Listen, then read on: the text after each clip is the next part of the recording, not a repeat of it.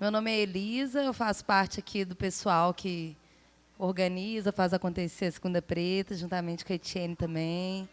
Quero agradecer imensamente sua presença, Val. E essas provocações intensas que eu fico feliz de dizer assim que elas são maiores do que a gente, né, essas provocações. A verdade está aí. Aí eu fico muito feliz por você nos trazer a essa verdade novamente, que a gente costuma evitar mesmo, né? Então, como a gente, no funcionamento da palestra performance, fica, né, nessa disposição de ouvi-la e de afirmar que a gente está te ouvindo, esse é um bom momento para a gente exercitar também o que a gente ouviu e o que ficou passando na cabeça. Então, é um momento que eu gosto de ouvir mais e depois trazer minhas pontuações, assim. Mas, enfim, fiquei muito tocada, porque eu acho que a gente precisa de coragem. Arrasou, hein? Eu acho que a gente precisa de coragem para olhar para a verdade, porque ela dói. Ela não é gostosa, não. Né? Depende em que ela está doendo. Arrasou. Mas, para começar, eu vou pontuar só isso mesmo. Ei, boa noite. Esse é um momento de estreia meu nesse espaço, né? Até porque eu fico ali como livreira, feliz da vida, conversando com todo mundo, apresentando as obras pretas literárias aí.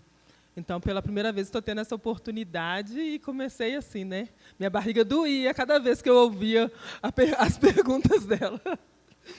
Mas é muito bom poder ver. Eu venho de um lugar. Não, isso aqui foi o que eu anotei para poder lembrar de tudo que eu tenho a perguntar.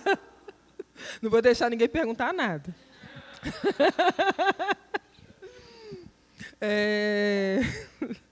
Mas, assim, é interessante a gente poder presenciar, eu num espaço de militância, né, mulher negra, militante em Belo Horizonte, eu pensando em tudo que você falava, assim, me vinha um texto que eu não sei ele na íntegra, de um conterrâneo. Você é de São Paulo, não é isso? De um conterrâneo seu, Cuti. E ele tem um texto que fala sobre, o nome do texto é Torpedo. E esse texto me veio à mente quando você fala da questão do incômodo, porque eu tive a oportunidade de trabalhar com esse texto dentro da Nelson Hungria, como professora. Nelson Hungria é um presídio de segurança máxima que a gente tem aqui. E quando a gente fala que a gente vai incomodar, quando a gente vai falar... E eu estava falando com pretos, porque os nossos presídios são negros. E, ainda assim, quando eu trouxe para eles que o racismo existia, que é tão pesado, né? Isso. E eu tinha certeza que quem estava atrás das grades tinha certeza que esse racismo existia. Eu incomodei tanto, mas tanto, e o texto do CUT me trouxe essa oportunidade de incomodar. E no primeiro momento eu fiquei assim, né, com medo, né, da reação, depois que eu vi os meninos desesperados. Aí, quando eu tinha a oportunidade de olhar para o lado, eu vi os incômodos dos negros e não negros, né? O meu incômodo também de poder ouvir e o prazer também de poder presenciar incômodos como esses, para que a gente não naturalize tanto as violências que a gente sofre todos os dias. As violências que nós, mulheres negras, sofremos, e que, a partir do momento também que os homens negros sofrem essa violência, o fato deles serem os nossos pais, os nossos filhos, a gente também é violentada de novo, de novo e de novo. Né? E a pergunta que me vem inicialmente à cabeça, assim, é como é para você, né, uma mulher negra, um corpo negro em São Paulo, como é vivenciar essa estética negra, né, esse externo negro no palco para você durante esse período que você trilha na arte, assim? Como que é você vivenciar esse externo? Como é olhar para o olhar do outro, vendo esse externo seu, e com essa voz tão mansa, né? falando coisas tão fortes.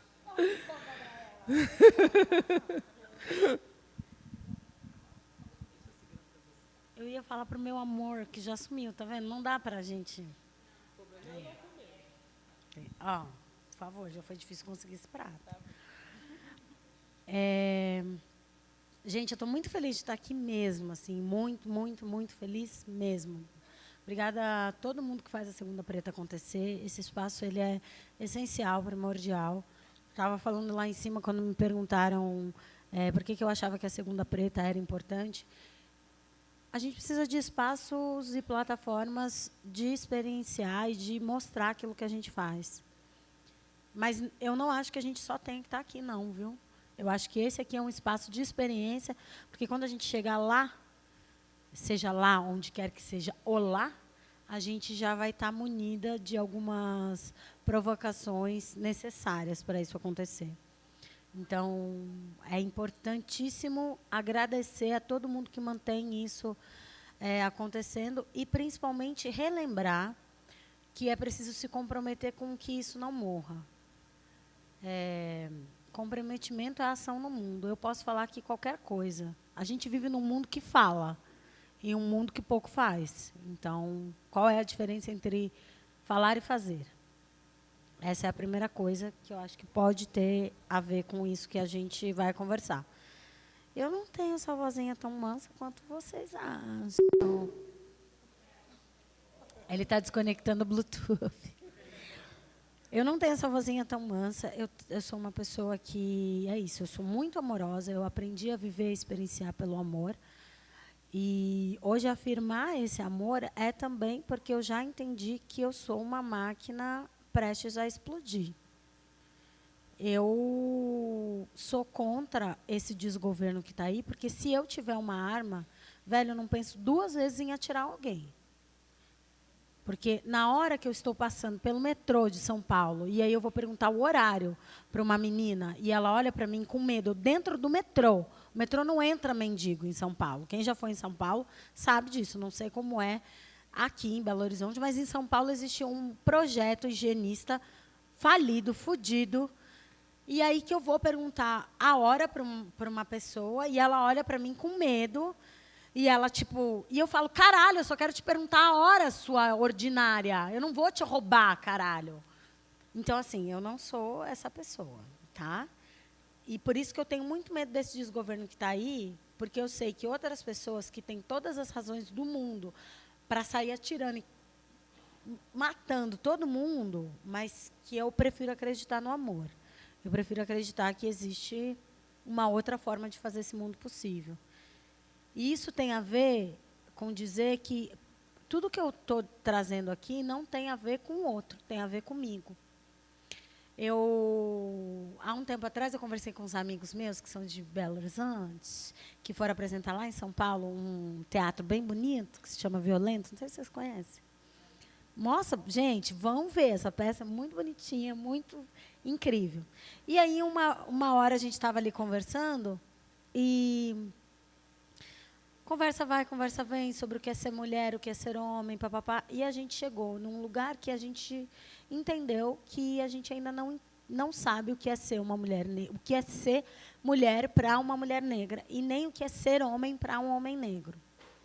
Então, o que eu tenho feito é justamente tentar criar imaginários possíveis do que é ser uma mulher negra, do que é ser uma mulher para uma mulher negra. Então, isso diz respeito a afirmar a minha sexualidade, a rejeitar qualquer culpa sobre esse corpo, sobre isso que eu sou, e também a trazer as outras pessoas que estão envolvidas com a imagem que eu sou. Então, para eu entender o que é uma mulher negra hoje, o que é ser uma mulher para uma mulher negra, é importante que as pessoas conversem comigo. A gente não conversa. Eu espero verdadeiramente que as pessoas não tenham ficado chateadas, porque daí eu penso, gente, mas por que você sai numa segunda-feira, à noite, para vir... Por que você sai numa segunda-feira, à noite, sabe? Paga para vir aqui e E se você não está aberto minimamente para entender o que está acontecendo ali, né? E eu não tenho a pretensão de que as pessoas falem assim, nossa, como seu trabalho é maravilhoso. Não, gente, eu estou com bem menos importância nisso. Primeiro porque eu sei que artista que eu sou, e eu não preciso da validade de ninguém. Não quer gostar do meu trabalho? Ok, eu também não gosto de um monte de artista. Esse, para mim, não é o problema. Mas, se você se dispõe a vir aqui, é que eu entendo que você, de alguma forma, quer conversar sobre essas questões. Eu não sei se eu respondi, mas eu acho que aquilo que eu entendo sobre colocar questões, não sei nem se questões, mas trazer para a cena a minha experiência feminina, ela pauta por esses lugares todos. Eu costumo dizer que a minha poética é uma poética de incômodo. Ninguém vai sair daqui e vai comer pizza e ser feliz. Não é isso que eu quero. O mundo está fudido, gente. Sim, não está fudido só para mim, está fudido para todos nós aqui, tá? É óbvio que eu, sendo mulher negra, tem várias outras coisas que eu vou ter que passar que uma outra mulher não negra não vai passar. Mas a gente está vivendo num mundo em colapso. Mas, ao mesmo tempo, e eu gosto de afirmar isso e sublinhar diversas vezes, é que este mundo de colapso, ele só vai ser um mundo consertado se nós entendermos o poder do amor e da verdade. Não sei se vocês viram, mas semana passada aconteceu um negócio extremamente difícil, eu diria difícil para não dizer profundamente chocante. Em São Paulo, 2 adolescentes invadiram uma escola e começaram a matar. Mas, assim, eu não sei se vocês viram a cena, não vejam, não vejam.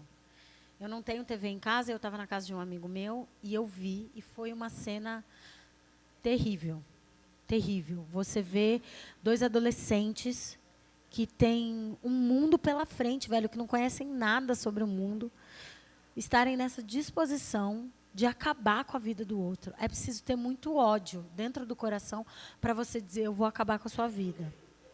Você é tão insignificante que, tudo bem, se eu decapitar a sua cabeça.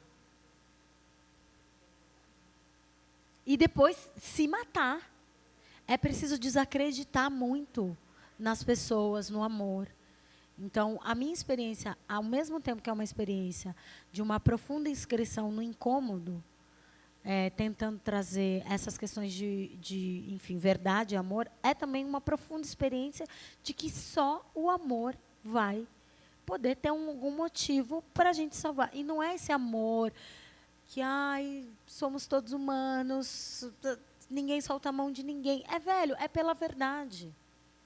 É pela verdade. A gente não sabe o que é verdade. Porque a gente vive num mundo que eu não posso dizer para você, por exemplo, não gostei do que você fez. Porque não gostar do que você fez não significa que eu não gosto de você. Eu não gostei de atitude X que você fez comigo.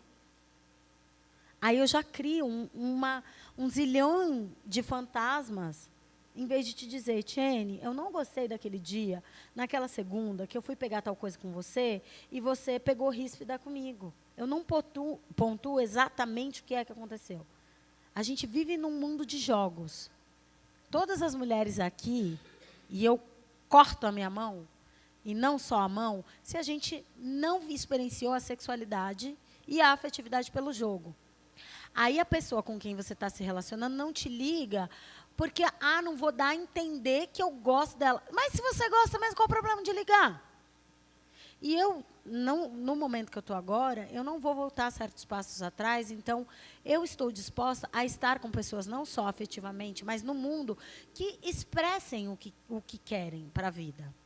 Então é importante que a gente fale, é importante que a gente diga para o mundo. A gente viveu muito tempo ouvindo. Então, é importante que nós estejamos no mundo agora, falando sobre esse mundo e falando sobre as coisas. É isso, gente.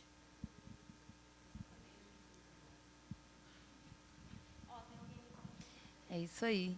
E aí, tá todo mundo já louco, né? E aí, o que eu acho maravilhoso, Val, é você trazer uma série de elementos que poderiam ser lidos e hipervalorizados como embasamento, e não trazer o hiperfoco para eles.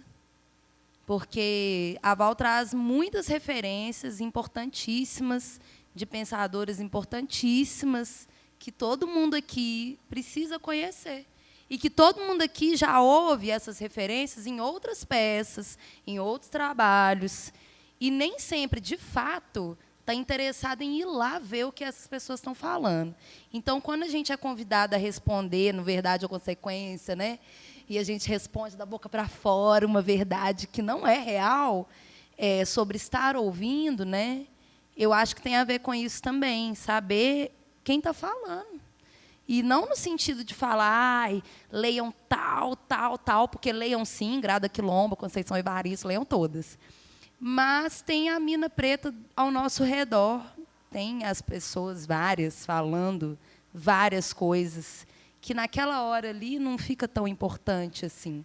E porque a gente encaixa aquela pessoa numa ficção racial, uma ficção sexual do que ela deve ser. E eu ouvi esse termo aqui na Segunda Preta pela primeira vez com a Michelle Mathiuse, quando ela foi falar disso, de quem esperam que a gente seja, a partir da nossa imagem, e recortando para lá todos os detalhes e subjetividades que essa vida pode ter. Né? E aí é ótimo fazer a gente de Tolkien, enquanto não sabe. Enquanto não sabe. Estão olhando aí para essa comida. Enquanto não sabe dessas subjetividades e nem quer saber mesmo, assim, do fato, por exemplo, de gostar de camarão. Tipo, né? Ah, essa pessoa, não quero saber dela, não, mas você gosta de camarão, eu também gosto. E dessas subjetividades nos quais não nos inscrevem por causa de uma ficção racial, uma ficção sexual e de demais recortes, né? Então, pontuei. Agora quem que vai entrar aqui na fila da...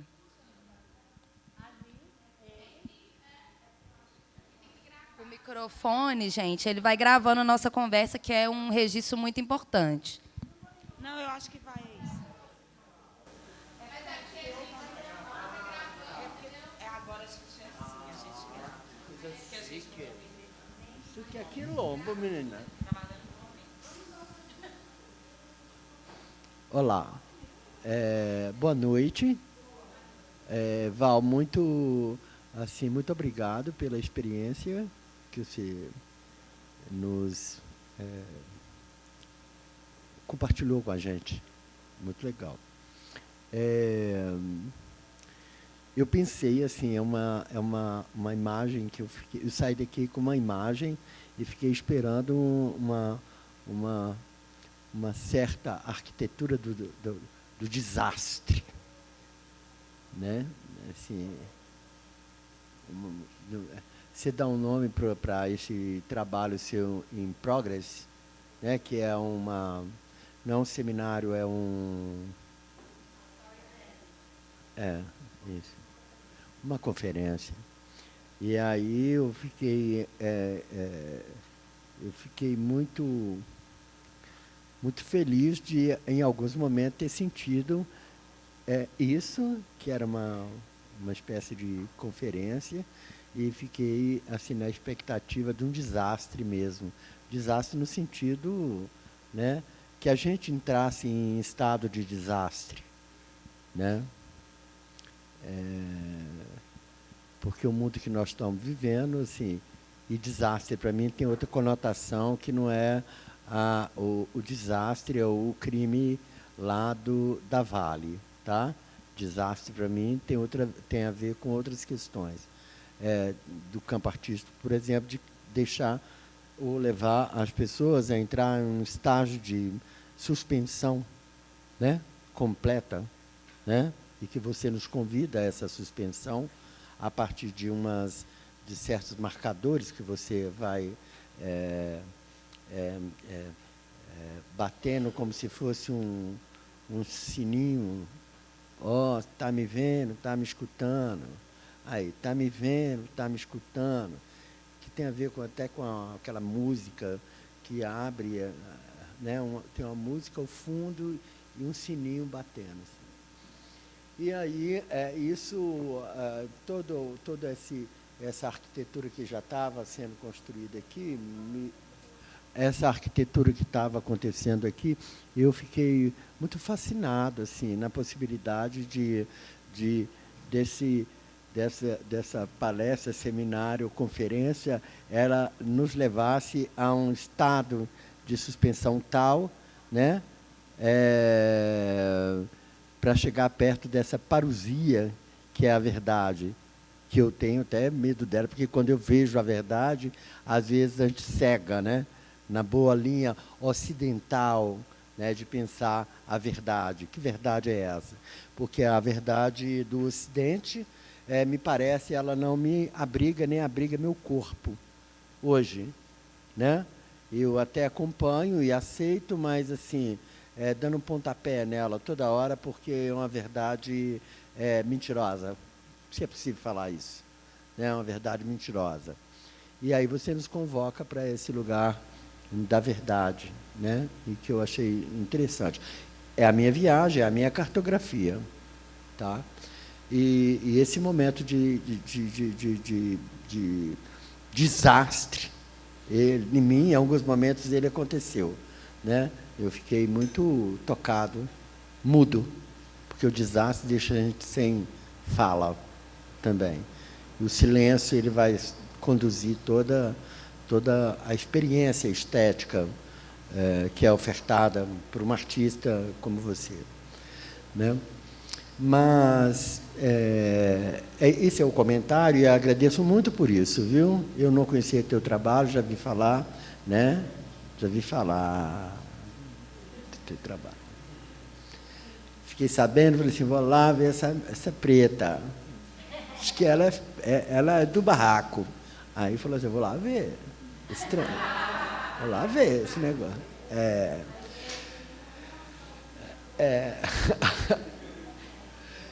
E aí esse primeiro é um comentário, assim, né? Depois, eu acho que depois que a gente vai, na hora que chegar em casa, não comendo pizza, para comer pizza, mas na hora de botar a cabeça no travesseiro, a gente geralmente pensa nessas experiências estéticas tão fascinantes que a gente tem a oportunidade de ver.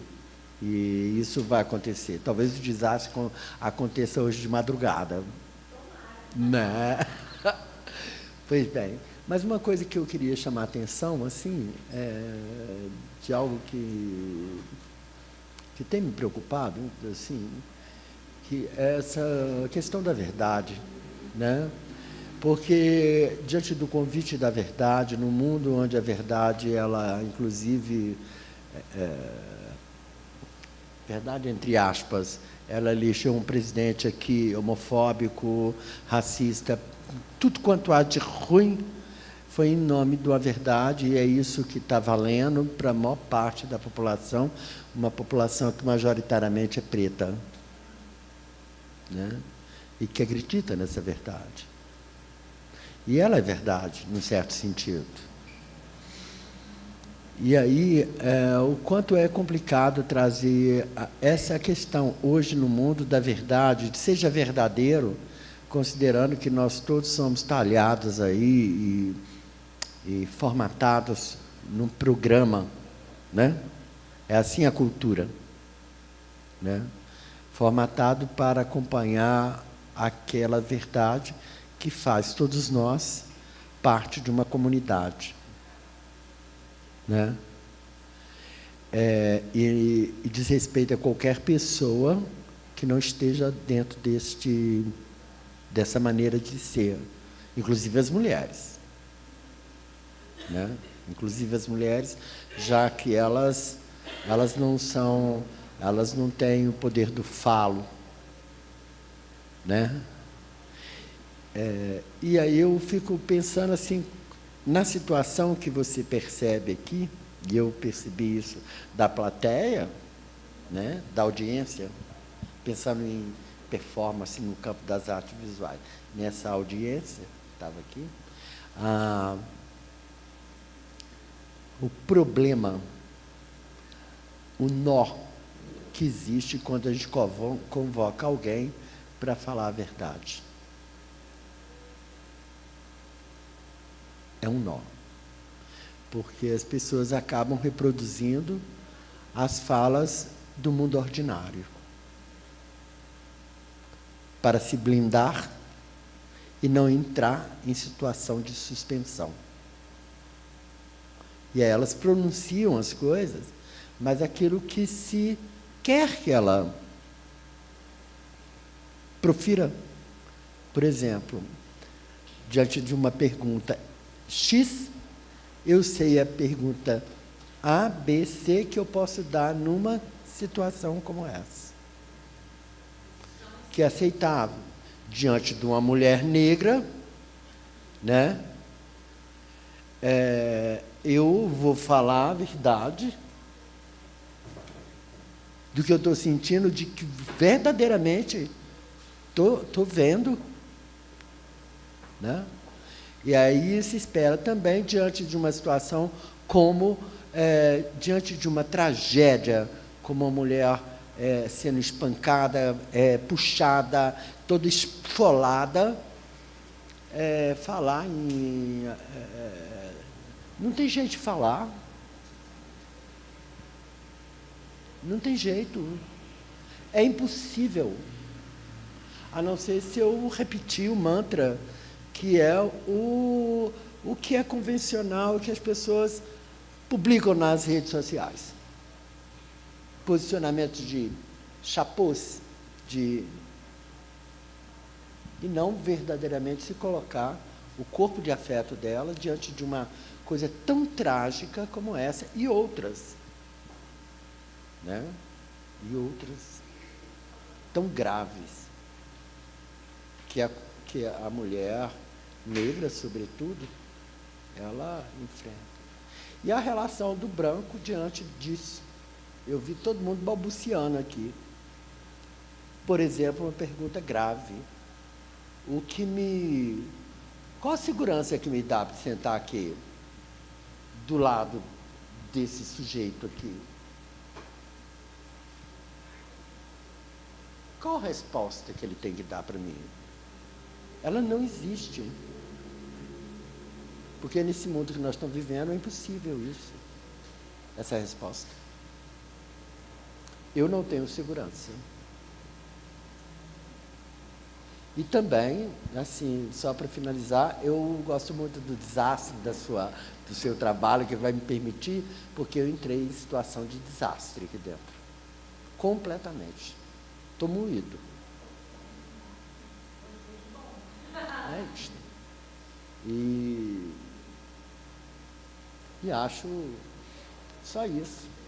Muito obrigado, muito grato, viu?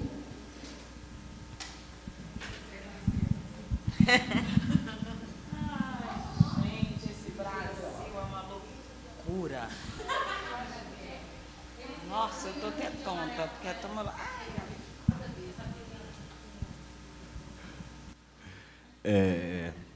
Obrigado.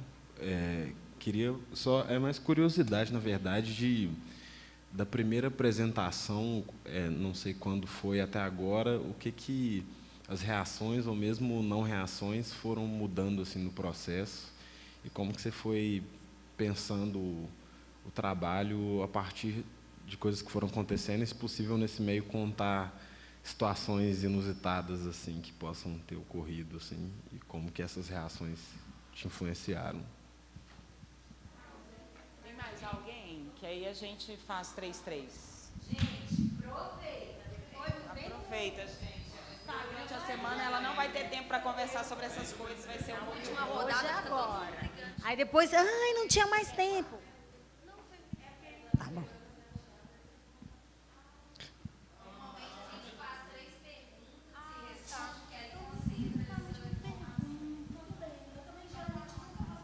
Tá, não, você fez perguntas, isso é muito bom. Eu acho que eu vou pegar um bonde, um adendo, nesse lugar da verdade, né? Meu nome é Clarice. Prazer.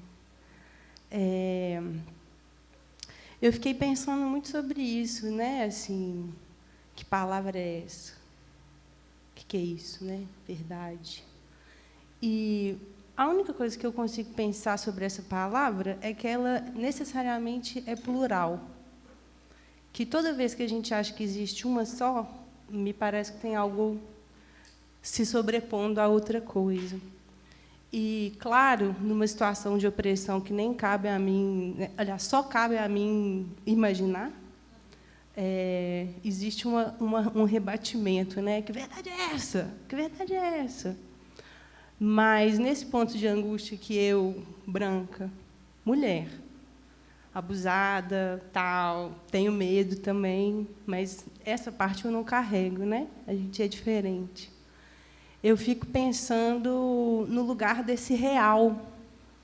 Mais do que o lugar de uma verdade, no lugar do real. Do que a gente encontra nesse real? E, para mim, a grande questão é perceber que, numa realidade ontologicamente pautada na diferença, o desejo é guiado por uma verdade só. Né? Então, assim, muitas vezes o nosso desejo é que a gente atenda o desejo do outro.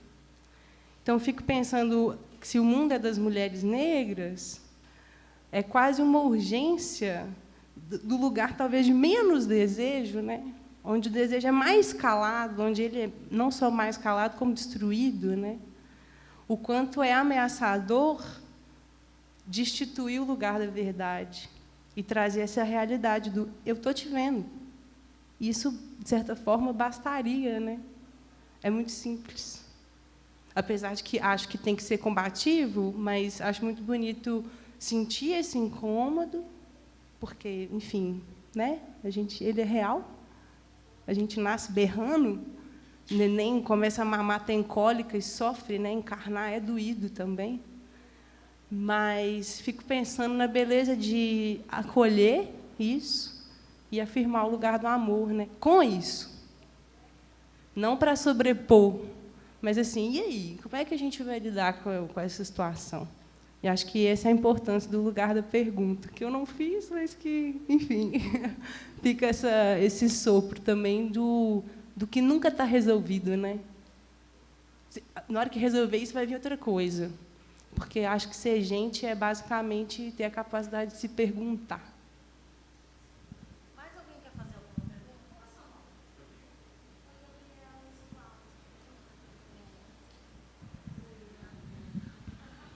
Você quer falar? Não, alguém precisa fazer alguma pergunta?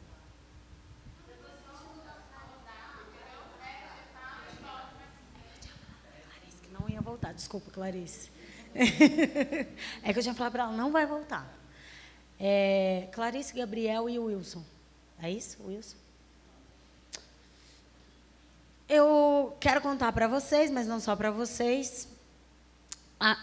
O ponto de partida que eu penso é uma verdade que ela não é uma verdade Foucaultiana.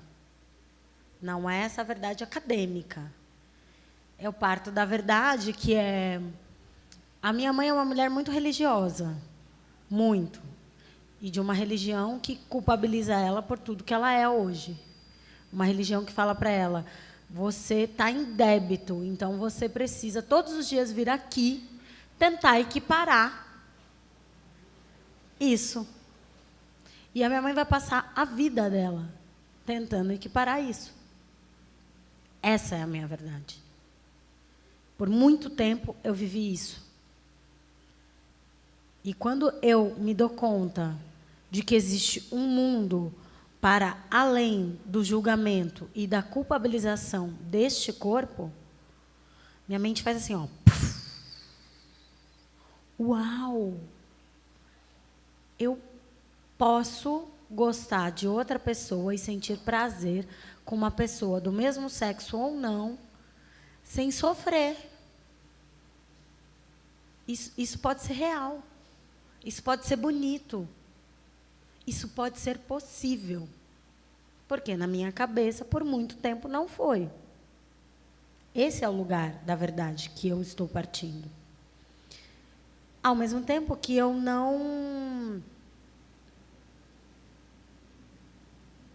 desmereço, não sei se é essa a palavra, mas invalido, talvez seja a palavra melhor. Eu não invalido qualquer que seja as outras.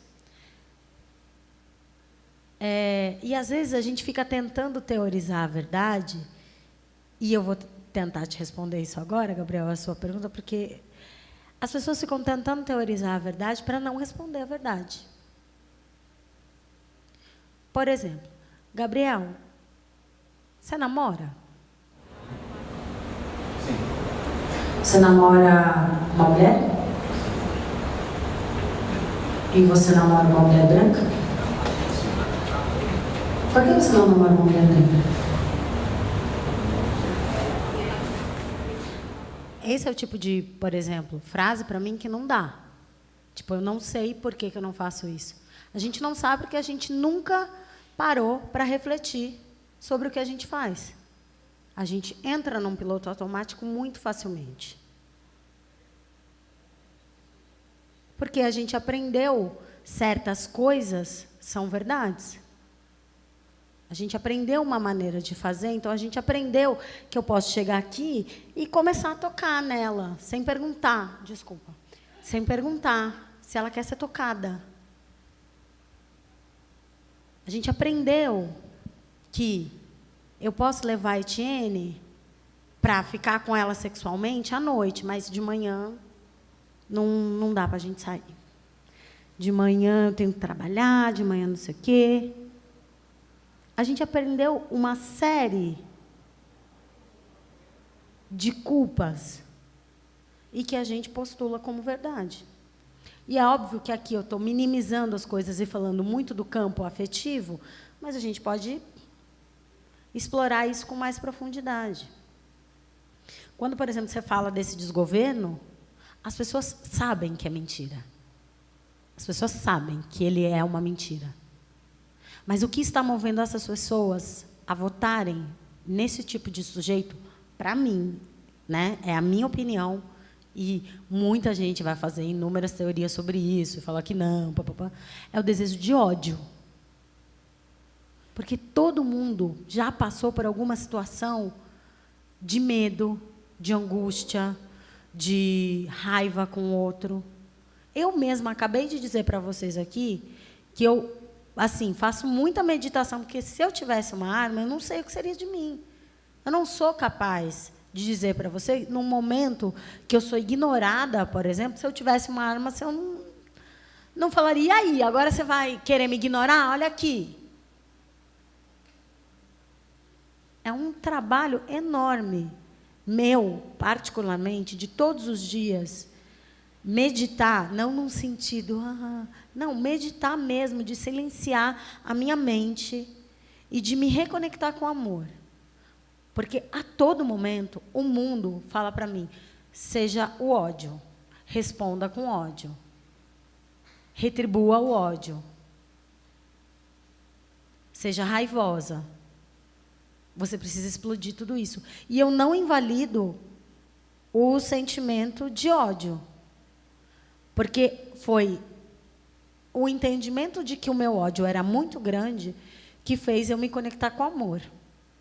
E que algumas pessoas não conseguem isso, porque realmente é muito difícil. E eu acho que as pessoas talvez não tenham a noção do que é viver num país onde você é ignorado. Onde você vai na médica, na ginecologista, e a maioria das mulheres que estão aqui já passaram por essa situação, que você tem que ficar lá, super vulnerável, que você tem que ficar nua, com as pernas num negocinho lá, ela mexendo em você, ou ele, e aí te passa um remédio, não te fala o que você tem, não te fala, tipo, sobre o seu próprio corpo. Porque existe uma ideia de que aquela pessoa que está ali fora do seu corpo é alguém que sabe mais do que você, que experiencia e vive esse corpo. Ou que você tem que ficar numa consulta de 5 minutos, 4 minutos e meio, dizendo para esta pessoa que está ali, dizendo, eu nunca abortei, eu não tenho filhos, eu só tenho relações sexuais com camisinha. Porque aquela pessoa não acredita no que você está fazendo. Porque quando ela olha para você, ela vê uma imagem que é uma ficção da cabeça dela. Não só dela, mas de muita gente. Então, a gente sabe o que é a verdade.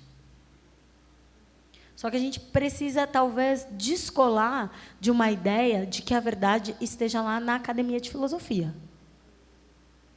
Eu tenho muitos amigos acadêmicos do tipo que estuda 12 horas por dia. E eu sempre falo para eles, vocês precisam viver. O negócio de vocês é que vocês não estão muito se pegando, beijando na boca, sabe? Assim, precisa de mais vida. E, de fato, é isso que acontece. O que a academia faz? Ela te afasta das relações. O que a religião de matriz culpabilizadora faz? Ela te afasta das pessoas. Ela fala, a sua salvação vai ser se você vier aqui todos os dias. Se todos os dias vier aqui, quando você morrer, aí você vai subir na balança e pensar, não tem tanto pecado. E eu não estou mais nessa. A verdade não está fora de mim, a verdade sou eu. A verdade deste Brasil esquizofrênico, racista e louco é o meu corpo. Esse trabalho é muito novo mesmo, assim. Ele muito novo no sentido de fazer ele acontecer. Porque tem uma coisa também, né? Eu não quero apresentar qualquer coisa, não. Eu quero fazer e quero fazer bem feito. Porque se for para fazer qualquer coisa, eu nem faço. Tem muitas coisas que eu não apresento, porque eu acho que as pessoas que me seguem e a forma como eu quero aparecer para o mundo é da melhor maneira que eu consigo. E isso envolve, por exemplo, esperar 2, 3 anos até um trabalho acontecer. Até eu conseguir ter alguém que vai fazer as fotos, até conseguir ter um momento que eu consiga minimamente ensaiar para isso acontecer. Então, esse trabalho ele é novo de feitura, mas ele já é antigo de pensamento. Tem uma coisa que é super importante. Quando eu entrei na universidade, no mestrado, tinha uma coisa que me incomodava demais. Eu vivia fazendo perguntas para as pessoas, para os professores. Foi uma relação muito difícil, o mestrado. E uma das meninas que estudava comigo, uma menina paraguaia, branca, mas muito consciente de qual é o papel dela neste mundo, me mandou uma vez um bilhete e falou assim, você é a mulher das perguntas centrípetas. É muito difícil escutar uma pergunta sua e não perder o foco. Porque daí não tem mais por que a gente ficar discutindo Merleau-Ponty. Por que é que a gente está discutindo esse? E não estou desmerecendo isso, mas pera lá. Por que a gente está discutindo isso se tem outras coisas que a gente precisa resolver? Porque me parece que, às vezes, a gente passa por cima de um monte de coisa e fala, então vamos falar agora da existência a partir de Foucault. Oi? O mundo é mundo há muito tempo. Não existiu um mundo a partir só de Foucault. Então, essa foi uma coisa, assim. E depois eu comecei a perceber que as pessoas ficavam muito incomodadas com as minhas perguntas. Que as pessoas ficavam muito, tipo, quem é essa pessoa? Por que ela está te perguntando isso? E aí isso começou a ser um gatilho performativo. Assim, de tipo, entendi, vocês não estão me enxergando, mas vocês também não querem que eu fale. E esse trabalho específico, ele desdobra em outros 3 ou 4 trabalhos. Por isso que eu estou falando, a gente, às vezes, minimiza algumas coisas, e não só eu, mas outras artistas também, vou falar da minha experiência, eu trabalho demais. Então, geralmente, quando eu vou fazer uma coisa, já tem outras tantas conectadas. Então, tem, por exemplo, este trabalho aqui, que é essa conferência, aí tem as trilhas, que foi essa que vocês escutaram no início, as trilhas em parceria com alguns DJs, enfim, pessoas que queiram partilhar isso comigo. Isso. Aí tem um show performático, que é um show que eu estou ali, que é aí que era a minha ideia de criar um sermão religioso a partir da experiência feminina negra. Então, e aí é um DJ comigo e eu convido mulheres que têm algum material para cena de dança, música, poesia, para a gente. E é tipo uma missa mesmo. Porque isso tem muito a ver com como eu experienciei minha vida. E que também era uma vontade de criar uma cura e libertação de outra forma para outras mulheres. Aí tem isso, tem uma série fotográfica que está rolando no Instagram que se chama Oriorobirim, que é pensar o que existe na cabeça das mulheres. Então, são textos meus. Muito das coisas que eu falei ali, aqui hoje tem um pouco nesses textos. E é um pouco onde eu vou mapeando, assim. O que eu tenho percebido? As pessoas não gostam que eu fale. Eu poderia aqui, inclusive, continuar fazendo várias perguntas para você e para outras pessoas. E eu fui alfabetizada, e acredito que você também, ou não, né? Talvez não deveria ter falado isso, mas... Eu fui alfabetizada pela raça, né? As pessoas... Eu entendi que eu era diferente porque existiam uma série de pessoas que eram iguais e eu era a única diferente desses todos iguais. Então, quando eu falo, quando alguma coisa acontece e eu preciso falar, as pessoas ficam tipo, mas você não sabe termo tal e tal, e você não sabe filósofo X, Y, Z. No meu mestrado, inclusive, eu começo meu mestrado falando que eu vou partir de experiências femininas negras e que eu vou usar só mulheres negras. E não me importa se ficar faltando falar de X, Y, Z. Foda-se. E digo mais, foda-se. Porque não tem, para mim, nenhuma verdade eu ir lá fazer um trabalho que fala sobre performance de mulheres negras, sobre criação, sobre todo esse capital energético, criativo, filosófico que as mulheres negras empregam ao trazer a sua cena, ao trazer a sua criatividade para a cena, ir lá e justificar com um homem branco. Eu fui num congresso no Piauí, e aí a mesa eles me convidaram para abrir uma mesa sobre pós-graduação e revolução, mulheres negras na pós-graduação. E aí, quando começam essas coisas, eu falo, gente, me deixa para falar por último, por favor, porque eu não quero falar nada. Daí já vai passar o tempo, eu só falo, meu nome é Val Souza e eu sou da UFBA, e vou embora.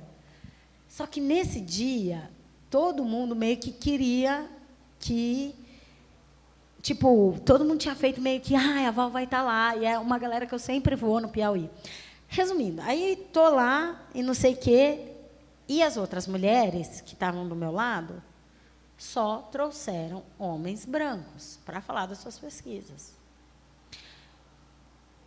E eu sou essa pessoa que aparentemente é fofa, mas dentro de mim pulsa um vulcão. Então, eu estou aqui na mesa pensando, alguém me dá uma água, alguém... E, assim, na hora eu já faço a carinha do Cebolinha, sabe aquela bonequinha que trocava a carinha? Assim, eu já, tipo, não quero estar aqui, eu quero explodir tudo. Eu, tipo, tomara que ninguém me pergunte nada, tomara que não dê tempo de eu falar o que eu preciso falar, porque eu estava, tipo, com um texto ensaiado para falar sobre a minha experiência de mestrado. Aí falo, e agora a mestranda do programa de pós-graduação em dança Val? Velho, gelada assim, eu só pensei, por que é que a gente está aqui? Eu não me apresento, eu falo assim, por que é que a gente está aqui? O que é que a gente veio fazer aqui, neste domingo que está chovendo, e papapá? E outra coisa, quero dizer uma coisa muito importante, quero que todas as mulheres negras venham para frente.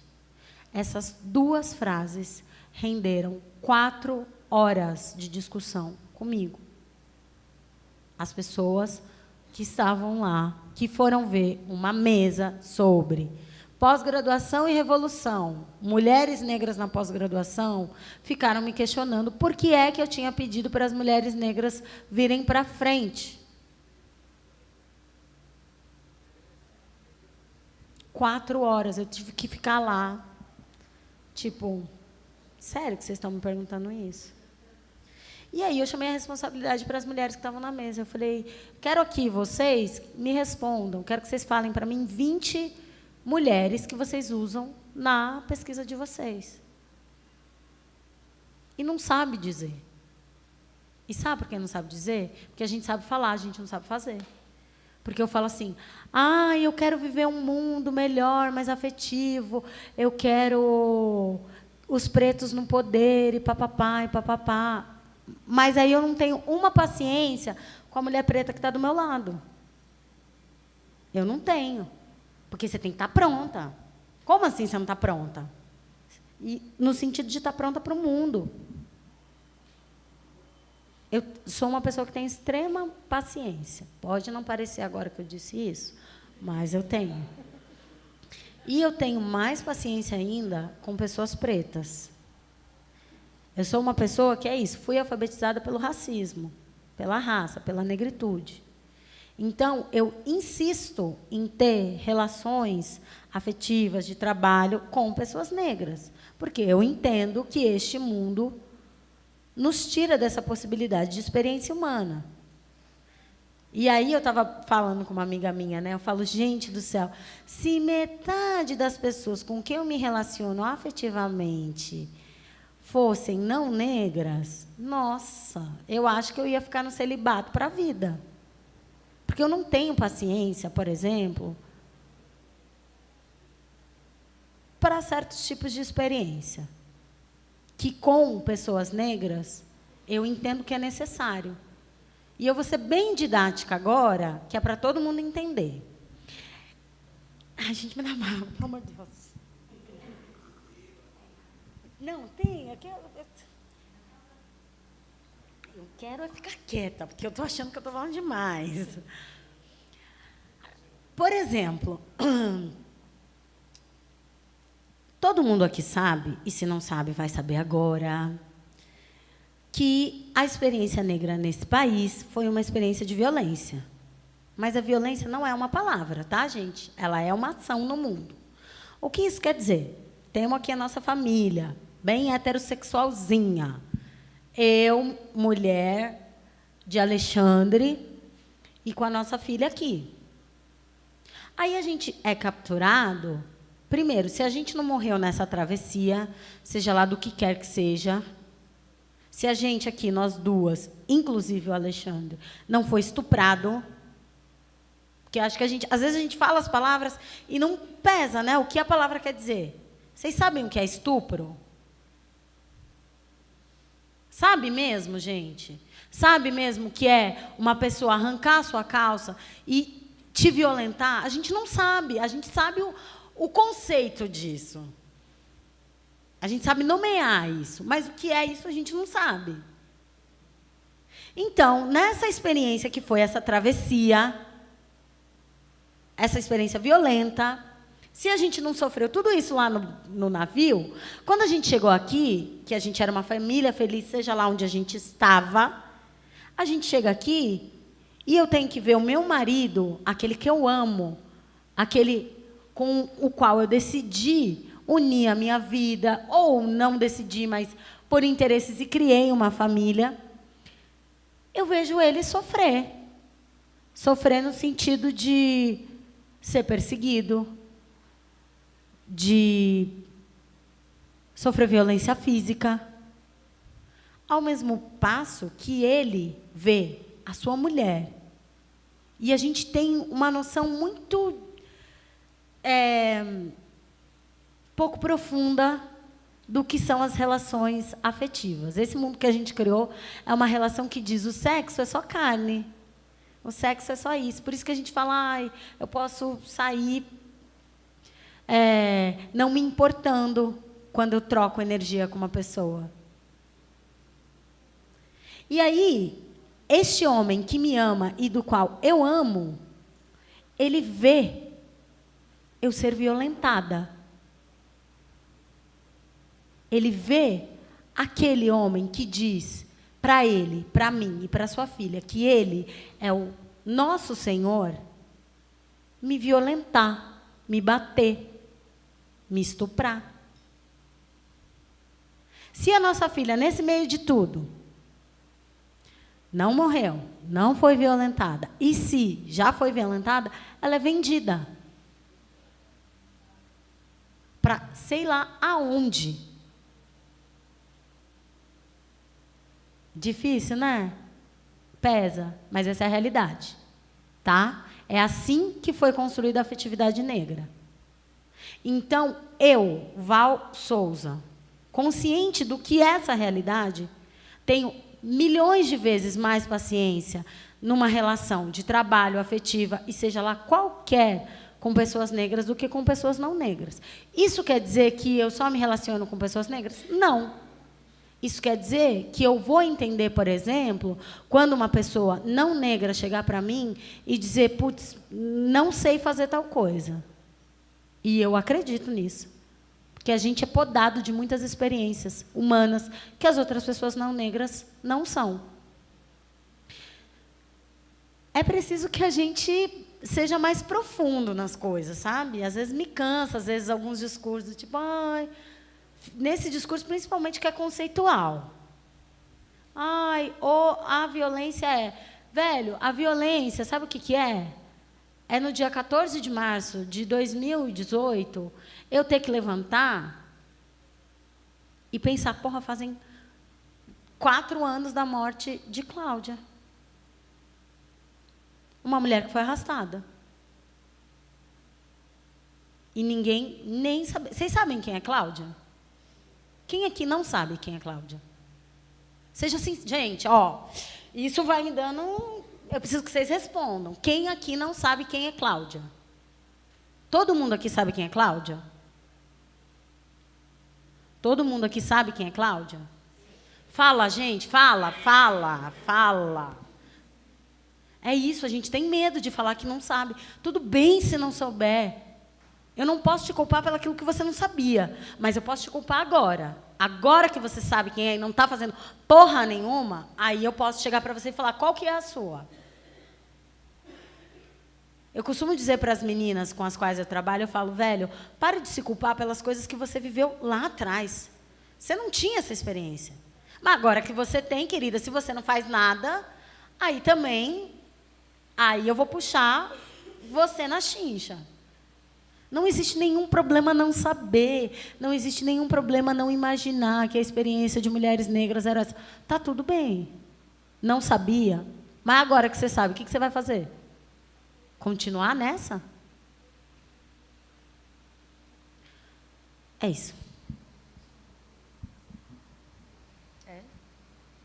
Então tá bom. Pessoal, pela nossa hora, pensando em todo mundo, né? Pensando aqui que o pessoal do Espanca, a gente pega o metrô e finaliza tudo junto aqui. E sabendo também da riqueza que foi o dia de hoje, né? De que todo mundo vai dormir espiralando aí nas perguntas. E eu gosto mais é disso mesmo, sim, porque eu creio que esse espiralar faz a gente rever as possibilidades de resposta e encontrar novas também. E apesar de não sair para comer pizza alegre, a gente pode continuar batendo papo, tá? Mesmo sem ser aqui dentro do Espanca. E queria agradecer imensamente a presença de todos. Eu quero agradecer também a oportunidade, né, de chegar um pouquinho mais perto de quando a gente vê de longe e acredita nessa... A gente vê de longe e acredita muitas das vezes, eu, enquanto militante, que há uma agressividade no falar, e quando a gente pode presenciar a pessoa poder falar coisas tão fortes, de uma forma, às vezes até irônica, para poder alcançar o coração das pessoas, ou talvez simplesmente a consciência, que eu não sei se a gente consegue, nem sei se racista tem coração, na verdade, né? Para a gente poder chegar tão longe. Uma das coisas, acho que a única pergunta assim que eu gostaria de fazer, se a Raine não me matar, né? Por favor, só uma. É a questão a única exclusiva, a questão da reação da branquitude, que eu acho que eu não poderia deixar, eu não vou conseguir sair daqui sem perguntar isso publicamente. Essa relação da branquitude como seu público em si. Eu vou ser bem breve, assim. Olha, o que eu vejo, eu estou aqui de frente para vocês, então eu tenho uma visão bem privilegiada do que acontece, né? Eu vejo tudo que está acontecendo. Eu vejo a pessoa se contorcer, eu vejo a pessoa dormir, eu vejo tudo. E eu vejo também o olhar de, tipo, cala a sua boca. A pessoa está respondendo assim para mim, eu estou te ouvindo, e o olho dela está falando, cala a sua boca. É muito nítido isso. É muito nítido. E eu não vou me calar, gente. É isso. Enquanto eu tiver voz, enquanto eu tiver vida, será para exaltar as benfeitorias e a humanidade das mulheres negras. É isso que eu vim fazer nesse mundo. Ser essa grande profetisa das águas. 2 coisas que eu queria falar, super rápido. Tira a mão do bolso e faz a vaquinha. Eu vi um monte de gente indo embora e não deu R$1. Vocês são tudo, ó. É ação, gente. Ação no mundo. Ação no mundo. Como é que esse desgoverno foi eleito? Ação. A minha mãe, no grupo de WhatsApp lá da igreja, nossa, eu contar para vocês, eu podia projetar aqui tudo que eles fizeram. Todo dia. Catequese. A gente precisa ter uma catequese de mudança também. E a gente precisa começar a ver dinheiro, tá? A gente não tem essa relação com dinheiro. A gente acha que dinheiro é um negócio que fica lá no banco. Não, dinheiro é aqueles R$5 que eu vou no mercado e compro a Cândida, que eu compro o pão. A gente precisa ter essa relação. E quando eu digo a gente, é a gente, né? É isso. Outra coisa, precisa indicar trabalho de mulheres pretas, tá?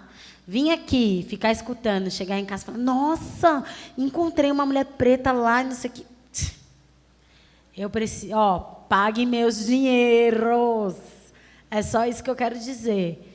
Eu quero convidar todas as minhas amigas para minha casa em Malibu, para a gente passar um tempo lá, mas eu preciso dessa casa. Então, preciso indicar. Uma coisa é verdadeira, gente. As mulheres negras têm uma potência incrível de cena. Eu poderia aqui citar, no mínimo, 50 mulheres, que são de Minas, Bahia, de Brasis e fora do Brasil. Mas acontece que a gente não está no imaginário artístico. Primeira pessoa, quando alguém te pergunta, indica aí um artista. Aí você indica, tipo, Caetano Veloso. Ivete Sangalo. Mas você não indica a Josi Lopes. Aqui, ó. Hashtag maravilhosa demais. Você não indica Xênia França, você não indica Lued Luna. Indica aí uma consultoria para tratar questões marginalizadas. Aí você indica fulano que é lá de São Paulo, mas você não indica a galera da Segunda Preta. Vai dizer que quem faz um negócio desse, tirando R$1 para fazer 20, não é capaz de fazer uma consultoria? Eu tenho pouca paciência para ficar aqui nisso, porque eu acho que todo mundo já entendeu, né, o que é. Se a gente quer uma transformação, a gente também tem que ser capaz de, no nosso lugar de não preto, de privilegiado, branco, na sua maioria, ser capaz de tirar a nossa presença e falar, agora quem vai falar são os pretos. Agora, quem vai ganhar esse dinheiro são os pretos. Vocês querem mesmo essa igualdade? Eu estou falando aqui para quem não é preto. Vocês querem mesmo essa igualdade? Querem mesmo? Porque a gente vai ser o vizinho de vocês. Porque a gente vai andar no mesmo carro que vocês. Porque a gente vai andar no mesmo aeroporto. A gente vai nas mesmas praias. A gente vai sentar no mesmo restaurante. Será que vocês querem isso mesmo? Se quiser, comece a indicar. Grata demais a todos vocês. Sigam lá, Performeval Souza, no Instagram. E na semana que vem, chama mais as amigas, tem mais. Estamos só começando, 7ª temporada. Chega chegando.